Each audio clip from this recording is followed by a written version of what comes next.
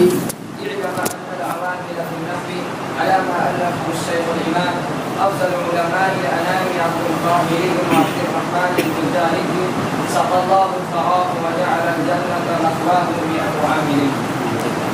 دیکھو بسم اللہ الرحمن الرحیم. اعلم ان العوامل فی النحو على ما ألفه الشيخ الإمام أفضل علماء الأنام عبد القاهر بن عبد الرحمن الجرجاني سقى الله ثراه وجعل الجنة مثواه مئة عامل. اعلم تو جان لے ان العوامل فی النحو کہ نحو کے عوامل مئت عامل 100 عامل ہیں. تو جان لے کہ نحو کے عوامل 100 عامل ہیں. بیچ میں جملہ معترضہ ہے. علی ما الفہ الشیخ الامام، اس ترتیب کے مطابق جسے لکھا ہے شیخ امام لوگوں کے علماء میں سب سے افضل عبد القاہر ولد عبد الرحمن جرجانی نے، جنہیں لکھا ہے شیخ امام لوگوں کے علماء میں سب سے افضل عبد القاہر ولد عبد الرحمن جرجانی نے. اللہ تعالیٰ ان کی قبر کو سیراب کرے. سقى الله ثراه وجعل الجنة مثواه، اور جنت کو اس کا ٹھکانہ بنائے. اعلم یہ فعل امر حاضر کا صیغہ ہے. باب علم یعلم سے امر بنے گا اعلم، اور اس کا ترجمہ ہوگا تو جان لے. امر حاضر کا صیغہ جہاں بھی آئے گا اس کی ترکیب کریں گے فعل با فاعل. کیا ترکیب کریں گے؟ فعل. اور اس کے بعد جو بھی جملہ آئے گا اس کو ترکیب میں مفعول بھی بنائیں گے.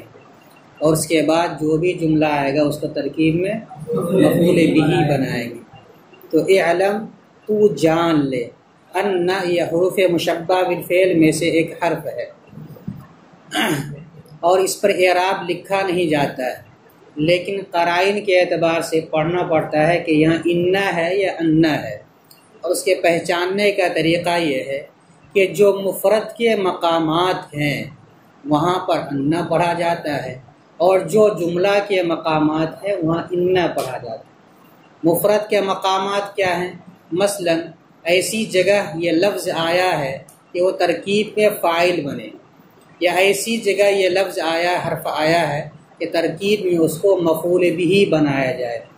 تو یہ سب مفرد کے مقامات ہوتے ہیں، اور مفرد کے مقامات پر انا پڑھا جاتا ہے. اور جو جملے کے مقامات ہیں مثلا شروع کلام میں آ رہا ہے تو اس صورت میں انا پڑھا جائے گا. یا قالا مقولہ کے بعد قول کے بعد آ رہا ہے تو اس صورت میں اس کو انا پڑھا جائے گا. لیکن جو جملے کا جز بنے کسی بھی اعتبار سے وہ مفرد کے مقامات کہلاتے ہیں. یہاں بھی جملے کا ایک جز بن رہا ہے. اعلم فعل امر حاضر کا جو صیغہ ہے یہ فعل با فاعل ہے، اور ما بعد والا جو جملہ کلام آ رہا ہے وہ اس فعل امر کا مفعول بھی ہے.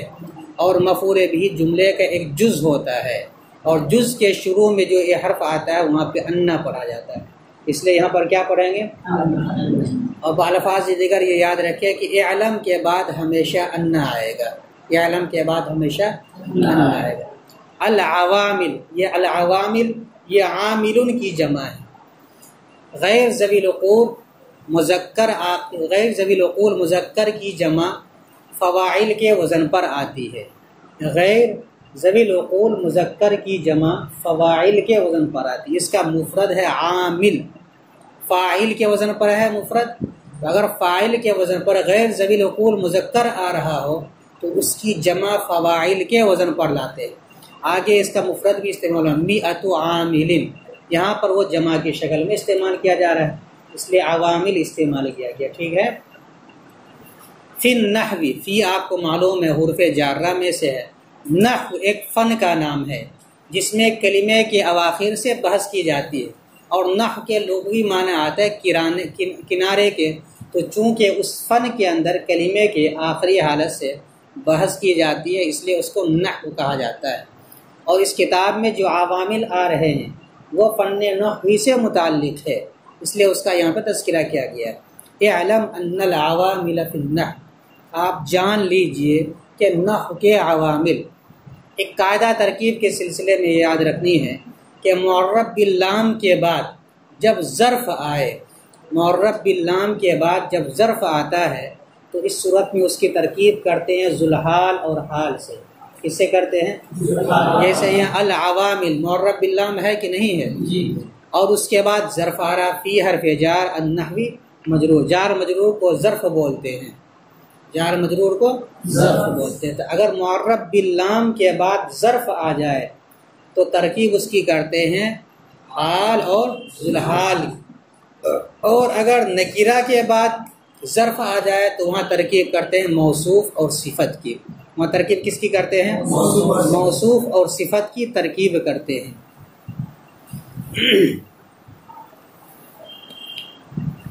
یہ قاعدہ یاد رہے گا کہ معرب باللام کے بعد جب ظرف آ جائے تو ترکیب کس کی کرتے ہیں؟ حال اور ذوالحال کی، اور اگر نکرے کے بعد ظرف آ جائے تو ترکیب کرتے ہیں موصوف اور صفت۔ یہاں ترکیب کیسی ہوگی؟ ذوالحال اور حال۔ یہ قاعدہ یاد رکھیں گے تو اکثر جگہ میں اسی طرح کی ترکیب اگلے صفحے میں آ رہی ہے۔ علا کو آپ جانتے ہیں حروف جارہ میں، ما یہ موصولہ ہے، ما موصولہ جو اس کا ترجمہ کرتے اس یا جو۔ الفا یہ فعل ماضی کا صیغہ ہے باب تفعیل سے، الف یؤلف تلیفا، اس کے معنی لکھنا، مرتب کرنا، تو یہاں پر مراد لکھنا ہے، تصنیف کرنا مراد۔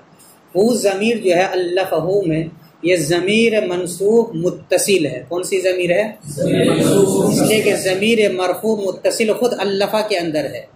واحد مذکر غائب میں ضمیر یہاں پر نہیں ہے، البتہ اس کا فاعل آگے آ رہا ہے۔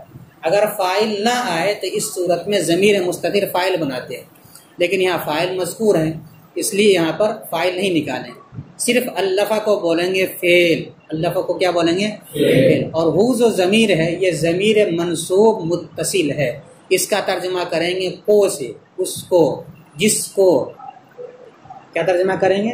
مفعول کی علامت ترجمہ میں کیا ہے؟ کو اس کا آتا ہے، کو کا کی، سمجھ میں آیا؟ الشیخ، یہ شیخ بوڑھے آدمی کو بھی کہا جاتا ہے لغتاً، لیکن فن کے اندر جب شیخ کا لفظ استعمال کیا جاتا ہے تو من کانت لہو مہارۃ تامۃ فی فن من الفنون، کسی بھی فن میں جس شخص کو مہارت ہوتی ہے اس شخص کو اس فن کا شیخ کہا جاتا ہے۔ نحو کے اندر یا علم معانی کے اندر یا علم بیان کے اندر جب شیخ کا لفظ آ جاتا ہے تو یہی مراد ہوتا ہے۔ شیخ عبد القاہر ابن عبد الرحمن جرجانی رحمۃ اللہ علیہ۔ نحو کے اندر یا علم معانی اور بیان کے اندر جب الشیخ بولا جائے تو اس سے مراد یہی ہوتے جن کا نام یہاں آ رہا ہے۔ کیا نام ہے؟ شیخ عبد القاہر ابن عبد الرحمن الجرجانی۔ منطق کی کتاب میں اگر شیخ کا لفظ آ جائے تو شیخ بو علی سینا مراد لیا جاتا ہے۔ تو ہر فن کے الگ الگ ماہرین ہیں، اس فن کے یہ ایک ماہر انسان ہے، اس لیے ان کو شیخ سے تعبیر کیا جاتا ہے۔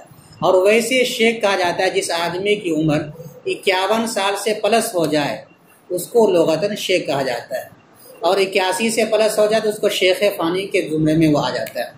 بہرحال لغوی معنی بوڑھے اور بزرگ کے ہیں، اور اصطلاح میں جو شخص 51 سال سے کروس کر جائے، آگے بڑھ جائے، اس کو شیخ کہتے ہیں۔ اور فن کی کتابوں میں اگر شیخ کا لفظ آئے تو مراد اس فن کا ماہر انسان، یہاں شیخ سے مراد فن نحو کے ماہر، فن نحو کے ماہر۔ شیخ کا ترجمہ شیخ ہی کریں گے، مراد کیا ہوگا؟ فن نحو کے ماہر شخص۔ امام کے معنی آتا ہے پیشوا، جس کی اقتدا کی جائے۔ افضل یہ اسم تفضیل ہے، اس کے معنی آتا ہے سب سے بہتر۔ اور علماء یہ عالم کی جمع، اس کے معنی اہل علم، اللہ تعالیٰ کی کتاب کے معنی کو جاننے والے۔ انام یہ اس کے معنی آتا ہے مخلوق، انام کے معنی مخلوق، یہ اس میں جمع ہے، واحد جمع سب پر اس کا اطلاق ہوگا۔ تو اب ترجمہ ہوگا لوگوں کے علماء میں سب سے افضل امام شیخ عبد القاہر ابن عبد الرحمن الجرجانی۔ عبد القاہر یہ نام ہے، جس نے مئۃ عامل لکھا ہے اس کا نام کیا ہے؟ عبد القاہر۔ ان کے والد کا نام ہے عبد الرحمن۔ اس دونوں کے بیچ میں لفظ ابن آیا ہے، اور لفظ ابن کے بارے میں قاعدہ یاد رکھنا چاہیے، اکثر طلبہ اس کے اندر غلطی کرتے ہیں۔ جب دو علموں کے درمیان لفظ ابن آ جائے، جب دو علموں کے درمیان لفظ ابن آ جائے اور وہ ما قبل کی صفت بن رہی ہو، لفظ ابن ما قبل کی صفت بن رہی ہو اور کلام سطر کے شروع میں نہ ہو، لفظ ابن لائن کے شروع میں نہ ہو، تو اس صورت میں بغیر حمزہ کے لکھا جاتا ہے۔ اگر لفظ ابن دو ناموں کے بیچ میں آ جائے، یعنی باپ بیٹے کے بیچ میں آ گیا، ایسا نہیں کہ باپ ہے اس کے بعد پھر دادا پردادا آ گیا، تو وہاں لکھا جائے گا۔ دو عالموں کے درمیان آ جائے اور وہ ما قبل کے لیے کیا بن رہی ہو؟ صفت بن رہی ہو۔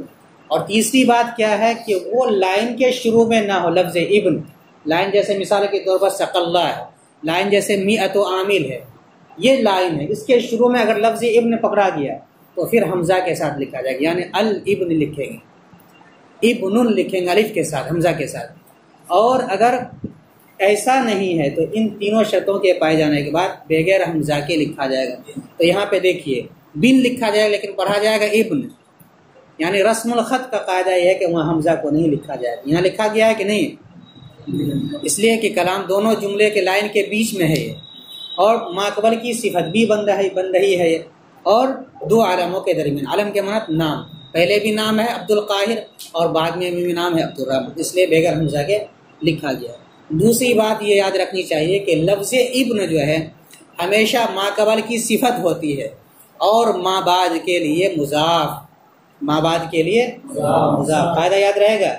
لفظ ابن ما قبل کے لیے صفت بنتی ہے اور ما بعد کے لیے مضاف، ٹھیک ہے۔ الجرجانی، جرجان ایک جگہ ہے ماوراء نہر کے علاقے میں، وہ اسی کی طرف منسوب کر کے جرجانی کہا جاتا ہے، اور اس اسم کا نام ہے اسم منسوب۔ اسم منسوب ایسے اسم کو کہا جاتا ہے کہ جس کے اخیر میں قوم یا شہر یا ملک کی طرف نسبت کرتے ہوئے یا کو لائی گئی ہو۔ اسم منسوب کسے کہیں گے؟ ایسے اسم کو کہا جائے گا کہ جس کے اخیر میں قوم یا ملک یا شہر یا گاؤں کی طرف نسبت کرنے کے لیے یا کو لائی گئی ہو، تو ایسے اسم کو کیا کہا جاتا ہے؟ منسوب، اسم منسوب۔ جیسے کٹیہار کا کوئی رہنے والا ہے تو کٹیہاری، سہرسہ کا رہنے والا ہے تو سہرساوی، پورنیہ کا رہنے والا ہے تو پورنوی، تو سپول کا ہے تو سپولوی، مدھے پورہ کا ہے تو مدھے پوروی۔ تو بہرحال جس کا جو ضلع ہے وہ لگا سکتا ہے، اس کے لیے کوئی مسئلہ نہیں ہے، ایک مثال دیا گیا ہے۔ تو ایسے اسم کو منگیر کا ہے تو منگیری، آصف سوچ رہا ہوگا کہ میرا نام نہیں آ رہا ہے، تو منگیر کا ہے تو منگیری، تو یا نسبتی ہے۔ ایک تو بات یہ یاد رکھنی، دوسری بات یہ یاد رکھنی ہے کہ اگر دو یا دو سے زائد ناموں کے بعد اسم منسوب آ جائے، اگر دو یا دو سے زائد ناموں کے بعد اسم منسوب آ جائے تو اس کی ترکیب کیسے کرتے ہیں؟ اس میں تین صورتیں ہیں۔ دیکھو یہاں پہ کیا ہے، الجرجانی، عبد القاہر ایک نام ہے، دوسرا نام کیا ہے؟ عبد الرحمن، دو ناموں کے بعد آیا الجرجانی۔ تو ایسی صورت میں ترکیب اس کی تین طرح سے کرتے ہیں۔ ایک تو صورت یہ ہے کہ پہلے جو نام آ رہا ہے اس کی صفت بنا دیں، یعنی عبد القاہر اس کی صفت بنا دیں تو اس کو پڑھیں گے الجرجانی، کیوں؟ اس لیے کہ وہ فاعل ہے، ٹھیک ہے، وہ مرفوع ہے تو اس کو کیا پڑھا جائے گا؟ الجرجانی۔ اور دوسری صورت یہ ہے کہ جو بعد میں نام آ رہا ہے اس کی صفت بنائی جائے، بعد میں کیا ہے؟ عبد الرحمن، تو عبد الرحمن مرفوع ہے، منصوب ہے، مجرور کیا ہے؟ مجرور ہے، تو اب اس کو پڑھیں گے الجرجانی، کیا پڑھیں گے؟ الجرجانی۔ اور تیسری صورت یہ کہ دونوں کی صفت بنا دی جائے اور پہلے کے اعراب کے اعتبار کیا جائے، الجرجانی پڑھا جائے۔ اور ظاہر سی بات ہے کہ باپ وہیں کرانے والا، بیٹا وہیں کرانے والا، چاہے اس کے بارے میں کہہ دو وہ جرجان کا رہنے والا ہے، چاہے باپ کے بارے میں کہہ دو، بات ایک ہی ہے، اس لیے دونوں کی صفت بنا سکتے ہیں۔ تو تین قاعدہ بتلا دیا۔ ایک تو یہ ہے کہ ابن کو ترکیب میں ما قبل کی صفت بناتے ہیں، یعنی عبد القاہر مرکب اضافی ہو کر بنے گا موصوف، اور ابن کو بنائیں گے اس کی صفت، تو ما قبل کے لیے یہ صفت بنتی ہے، اور ما بعد کے جو اس کے بعد ہے اس کے لیے اس کو بناتے ہیں مضاف۔ کیا بناتے ہیں؟ اور ترکیب کے سلسلے میں دوسرا ضابطہ یہ بتلایا کہ جب دو یا دو سے زائد ناموں کے بعد کوئی اسم منصوب آ جائے تو اس صورت میں اس کی ترکیب یہ کرتے ہیں کہ پہلے نام کی بھی صفت بنا سکتے ہیں اور دوسرے نام کی بھی صفت بنا سکتے ہیں، اور دونوں کی بنا سکتے ہیں۔ یاد رہے گا ضابطہ؟ ارے کچھ تو یاد رہے گا کہ نہیں؟ انشاءاللہ بولو۔ اب دیکھو، اعلم فعل با فاعل قاعدہ بتلا دیے ہیں، ترکیب کرے گا۔ اعلم فعل با فاعل، ان حرف مشبہ بالفعل، العوامل کو بنا دیں گے ذوالحال۔ کیا بنائیں گے؟ آپ پڑھیں کہ ذوالحال ہمیشہ معرفہ ہوتا ہے اور حال نکلا، اور اگر اس کا برعکس ہو تو پھر اس صورت میں حال کا ذوالحال پر مقدم کرنا ضروری ہے تاکہ صفت کے ساتھ التباس لازم نہ آئے۔ پڑھے کہ نہیں پڑھے ہیں؟ پڑھ لیں گے، کوئی بات نہیں۔ ان حرف مشبہ بالفعل، کتاب میں دیکھو، میرا چہرہ نہیں دیکھے گا ابھی۔ ان حرف مشبہ، العوامل ذوالحال، ابھی پڑھو مت، العوامل ذوالحال، فی حرف جار، النحوی مجرور، جار اپنے مجرور سے مل کر یہ متعلق ہو جائے گا مرتبتاً شبہ فعل محذوف کا، یعنی وہ عوامل درا حال ہے کہ وہ لکھی گئی ہے نحو میں، یا مؤلفتاً یا مرتبتاً، کچھ بھی نکال لیں گے تو ہم یہ نکال لیں گے۔ ایک قاعدہ اور یاد رکھو، اگر ایک ذوالحال سے دو حال واقع ہو تو اس حال کو بولتے حال مترادفین۔ کیا بولتے ہیں؟ اور اگر ایک حال سے ذوالحال سے ایک حال واقع ہوا پھر اس حال سے دوسرا حال آ رہا ہے تو اس کو بولتے حال متداخلین۔ کیا بولتے ہیں؟ یہاں ہم صرف ایک ہی نکالیں گے، مؤلفتاً۔ کیا نکالیں گے؟ مؤلفتاً شبہ فعل کا متعلق اول، پہلے کیا بنا دیں گے؟ متعلق علی حرف جار، ما اسم موصول، الف فعل ماضی، ہا ضمیر مفعول به مقدم، ہا ضمیر مفعول به مقدم، الشیخ موصوف، الامام صفت اول، افضل مضاف، علماء مضاف الیہ مضاف، الانامی مضاف الیہ۔ علماء مضاف اپنے مضاف الیہ سے مل کر مضاف الیہ ہوا افضل مضاف کا، افضل مضاف اپنے مضاف الیہ سے مل کر صفت ثانی ہوئی الشیخ موصوف کی، الشیخ موصوف اپنی دونوں صفتوں سے مل کر مبدل منہ۔ کل بتلایا تھا ضابطہ جمعرات کے دن کہ جب نام سے پہلے القاب آ جائے تو اس کی ترکیب کرتے ہیں مبدل منہ اور بدل سے۔ کس سے کرتے ہیں؟ کہاں بتلایا تھا؟ سید الانبیاء محمد المصطفیٰ میں بتلایا۔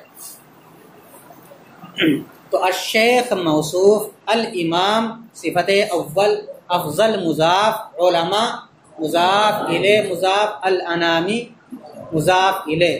اب علماء مضاف اپنے مضاف الیہ سے مل کر مضاف الیہ ہوا افضل مضاف کا، افضل مضاف اپنے مضاف الیہ سے مل کر صفت ثانی ہوئی الشیخ موصوف کی، موصوف اپنی دونوں صفتوں سے مل کر مبدل منہ۔ عبد مضاف، القاہر مضاف الیہ، مضاف اپنے مضاف الیہ سے مل کر موصوف، مضاف اپنے مضاف الیہ سے مل کر ابن مضاف، ابن مضاف، عبد مضاف الیہ مضاف، الرحمانی مضاف الیہ۔ عبد مضاف اپنے مضاف الیہ سے مل کر مضاف الیہ ہوا ابن عبد، مضاف الرحمانی مضاف الیہ، مضاف اپنے مضاف الیہ سے مل کر پھر مضاف الیہ ہوا ابن مضاف کا، ابن مضاف اپنے مضاف الیہ سے مل کر صفت اول عبد القاہر کی، صفت اول عبد القاہر، الجرجانی صفت ثانی، موصوف اپنی دونوں صفتوں سے مل کر اب کیا بنا دیں گے؟ بدل. اوپر کیا بنا کے آئے تھے؟ بدل. مبدل منہ اپنے بدل سے مل کر فاعل ہوا الف فعل کا، فاعل مؤخر. الف فعل اپنے فاعل مؤخر اور مفعول بھی مقدم سے مل کر، اس سے پہلے کیا بنا کے آئے تھے؟ موصول. موصول کے لیے صلہ چاہیے تو صلہ. الف فعل اپنے فاعل مؤخر اور مفعول بھی مقدم سے مل کر جملہ فعلیہ ہو کر صلہ کس کا؟ ما اسم موصول کا. اسم موصول اپنے صلہ سے مل کر مجرور کس کا؟ اعلی حرف جار کا. جار اپنے مجرور سے مل کر متعلق ہوا مؤلفتن شبہ فعل، شبہ فعل کا جس کو محذوف نکالے تھے. مؤلفتن شبہ فعل ضمیر نائب فاعل اور دونوں متعلقوں سے مل کر شبہ جملہ ہو کر حال کس سے؟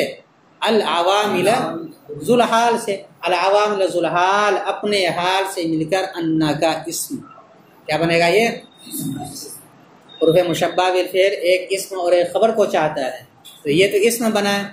میعۃ ممیز مضاف، عامل مضاف الیہ تمیز، ممیز مضاف اپنے تمیز مضاف الیہ سے مل کر انا کی خبر کیا بنا دیں گے؟ اور حروف مشبہ بالفعل کی خبر کیسی ہوتی ہے؟ ارے حروف مشبہ بالفعل کی خبر کیسی ہوتی ہے؟ مرفوع. اس لیے میعۃ عامل پڑھیں گے. میعۃ ممیز مضاف، عامل تمیز مضاف الیہ. ممیز مضاف اپنے تمیز مضاف الیہ سے مل کر کیا ہو جائے گا؟ یہ انا کی خبر. انا حرف مشبہ بالفعل اپنی اسم و خبر سے مل کر اعلم کا مفعول بھی. اعلم فعل امر اپنے فاعل اور مفعول بھی سے مل کر جملہ فعلیہ انشائیہ ہوا. ارے امر تو انشاء کی قسم ہے، جملہ فعلیہ انشائیہ. بیچ میں ایک جملہ معترضہ ہے اور وہ دو جملہ ہے. سقا فعل لفظ اللہ اس کا فاعل، سرا مضاف ہا ضمیر مضاف الیہ. مضاف اپنے مضاف الیہ سے مل کر مفعول بھی ہوا سقا فعل کا. سقا فعل اپنے فاعل اور مفعول بھی سے مل کر جملہ فعلیہ انشائیہ ہوا.